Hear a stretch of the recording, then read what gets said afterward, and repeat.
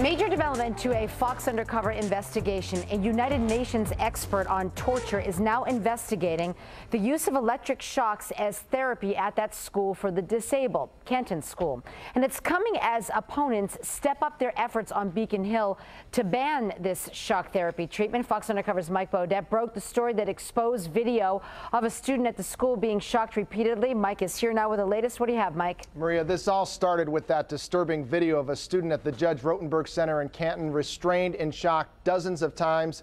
It's video the school fought hard to keep from the public eye, and now it's clear why. That video having a big impact from the State House all the way to the United Nations.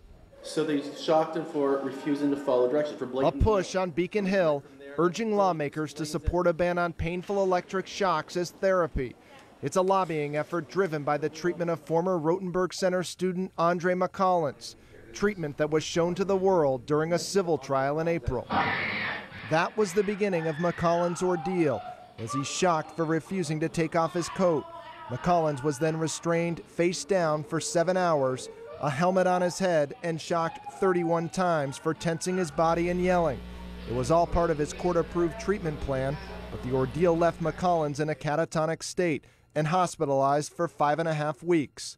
Cheryl McCollins is Andre's mother. And we're going to continue to let our children be tortured. I just hope that they come to their senses and realize that this is wrong. It's been wrong for the last 27 years. McCollins is pushing lawmakers to support a Senate budget amendment to ban the shocks. The measure is being negotiated by a House and Senate conference committee, along with the rest of the state budget, which begins July 1st. The Rotenberg Center is the only place in the country to use this kind of shock treatment. And now scrutiny is also coming from the United Nations expert on torture. It raises a very serious concern. I mean, passage of electricity through anybody's body is clearly associated with pain and suffering. Now, it depends on the level and the time and whether there's any rationale for it. Juan Mendez is the UN's special rapporteur on torture, a subject he knows well. He was a human rights lawyer during Argentina's dirty war and was himself tortured with electricity. He's now investigating after receiving a complaint from Disability Rights International, which examines treatment of the disabled around the world, including at the Judge Rotenberg Center. I imagine this isn't the typical type of complaint regarding torture that you receive. Well, no, it isn't.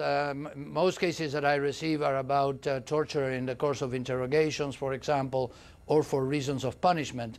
But the definition that I have to operate under is very clear, that any pain and suffering inflicted on a person with the participation or complicity of state authorities might give rise to a concern under the Convention Against Torture, and therefore to a concern under my mandate. Juan Mendez wants to hear from the U.S. government before reporting his findings to the UN. Meanwhile, the Rotenberg Center has also come to the attention of a U.S. Senate committee, which is going to hold a hearing next week on alternatives to aversive therapies like these shocks. A spokeswoman for the Senate released a statement from the school's parent association, which did not address the UN investigation, but called the lobbying effort at the State House a, quote, political stunt. We are outraged that these people would use our vulnerable children as pawns. The right to choose the appropriate and safe treatment for our children when nothing else has worked must remain an option for the small percentage of children for whom this is a matter of life or death. I'm Mike Beaudet for Fox Undercover.